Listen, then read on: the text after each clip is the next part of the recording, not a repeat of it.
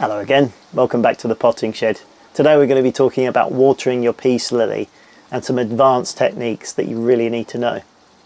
What if I told you that everything you knew about watering peace lily was just scratching the surface? There's no reason why you can't keep these plants alive and flourishing for many years to come, but they do have a very specific set of nuances to do with watering that makes all the difference. Rather than your plant rebounding between wilting and then coming back to life every couple of weeks, how about we get your plant thriving and blooming for years and years to come? Well, stick around and I'll share with you the simple little hack that will make all the difference. So the main issue with watering peace lily is generally not enough water. They're actually quite thirsty plants and they do benefit from a good drink. But the other thing is watering frequency. Now, if you've ever seen any instructions or anyone tell you to water your peace lily once a week or once a month, then ignore that. They don't know what they're on about. There is so many differences when it comes to when to water your houseplant. The size of the pot, the type of soil you've got in there, the humidity in the room, the time of year, all these things are going to make a factor of how quickly it dries out, in which case how often you water it. You might have to water it every other day, or you might water it once a month. And that depends on so many factors. So don't just stick to a once a week or once a month schedule. It won't work. The best thing you can do for your plant is get yourself one of these, a simple moisture meter. If you don't have one already, then I'll put a link down in the description of where you can get one on Amazon for really cheap, not very much at all.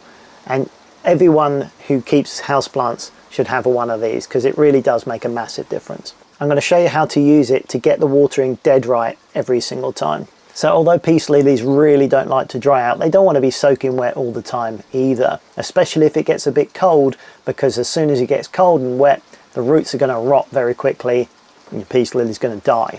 So what do? Well, the best thing you can do is water it well to begin with. And what that looks like is taking it out of the main pot. You want to try and avoid planting it directly into a pot. Have it somewhere where you can take it out of the outer pot, take it to the sink and give it a good watering so the water drains all the way through the pot and the water is evenly distributed through the soil, so all of the soil is damp. You can water it in the pot like this so it goes through. Just give it half an hour for the water to drain all the way through, and then maybe anything at the bottom can soak back up into the plant if it needs more. But then after half an hour or so, just take the pot out and drain the last of the residue out so it's not sitting in water all the time. Now the tricky bit is knowing when to water again. Well, with these plants you don't want it to dry out, but you do want it to use the water it's already got. So you want to get your little water meter, and this will tell you everything you need to know. The best time to water it is when it's in the green, but just before it gets to the red where it says it's dry. So you don't want it to dry out, but you don't want it to be constantly wet either. So give it a chance. That may be in a couple of days, depending on where you are, or that may be in a week or 2 weeks. Once you have it in the spot where you want it, then you'll get to know by using this how long it takes to dry out. Again, if the seasons change a lot where you are, then maybe that will speed up or slow down, but this will be the magic thing that will make all the difference. So just to begin with, check it every couple of days and see where the moisture content goes and how soon it starts to drop down towards the red. Don't forget, don't let it get into the red just before, then do the same again. Give it a good water, make sure all of the soil is fully saturated and it drains through, then put it back and wait until it gets to that point again. That's the sweet spot to keeping it moist but not soaking wet, but not drying out. And that way the leaves won't droop and the flowers won't droop. It will stay happy and healthy for many years to come. The worst thing you can do is just water a little bit every now and again. That's what a lot of people make a mistake with these plants, is just putting a little bit in as and when they walk past and think about it.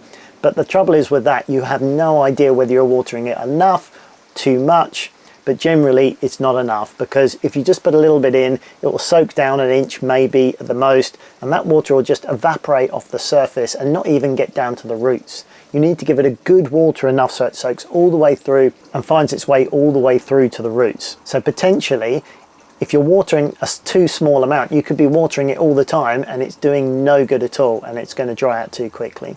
So if you give it a good water and then use this, then you're going to know where you are every time, and you're going to be consistent with your watering, and that's the key. It doesn't want to be bouncing from half dead to alive, half dead to alive all the time, because that's going to stress your plant out and it's not going to help with getting lots of nice blooms. If you want a full rundown of how to feed your peace lily and get lots of repeat blooms, then give this video a thumbs up and be sure to subscribe to the Houseplant Hacks YouTube channel, because if I get enough likes on this video, then I'll do a follow-up and give all of the information you need about feeding your peace lily. And if you have any questions about watering your peace lily, let me know down in the comments and I'll be happy to help if I can. Check out the links down in the description for everything you need to look after your houseplants. Alright, that pretty much wraps it up for this video. Thank you very much for watching, and I'll catch you very soon on another video. Bye for now.